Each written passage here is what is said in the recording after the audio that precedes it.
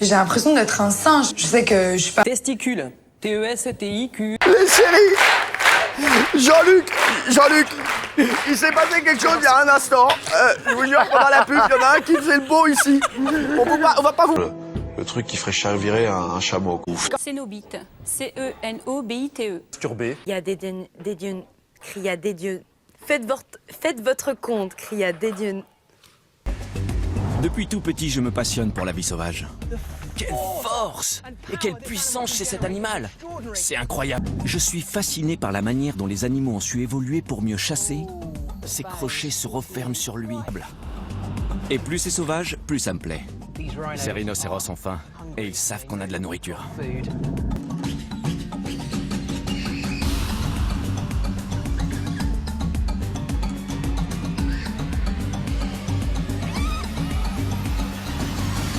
Le mot aventure est vraiment magnifique.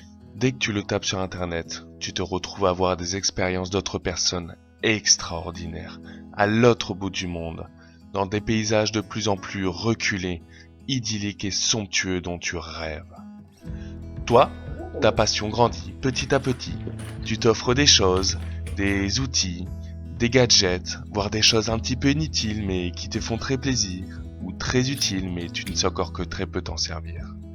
Et le problème, c'est que tu accumules et accumules. Seulement, toi, tu n'habites pas en Amazonie. Tu es plutôt dans un endroit comme celui-ci, loin de tous tes rêves.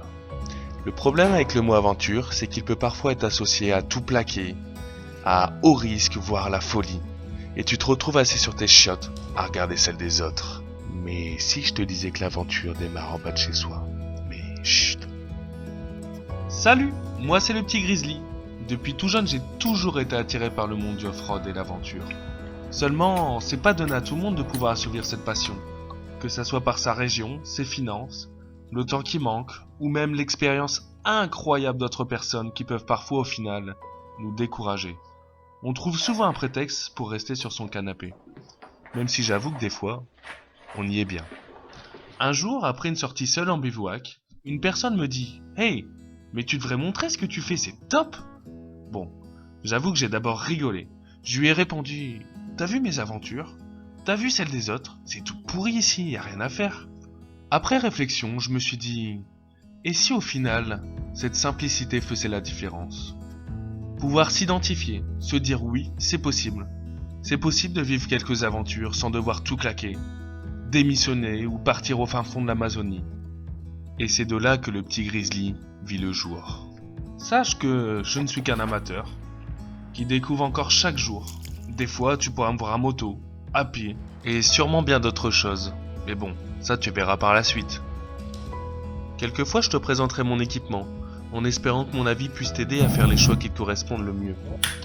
Si tu es resté à m'écouter jusqu'ici, c'est que, à mon avis, toi aussi tu as cette petite étincelle en toi.